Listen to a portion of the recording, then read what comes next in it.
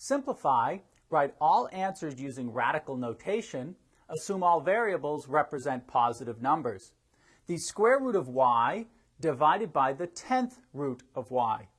We'll begin by rewriting these expressions with fractional exponents. So the square root of y is y to the 1/2.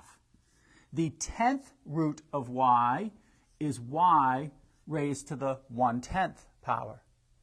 When we are dividing two exponential expressions with the same base, we subtract the powers. So this would be equal to y to the 1/2 minus 1/10.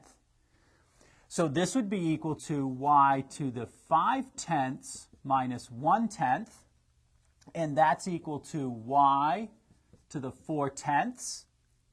Then we can rewrite 4/10 as 2/5, so this is y to the 2/5. And now we can rewrite that in radical notation as the 5th root of y squared.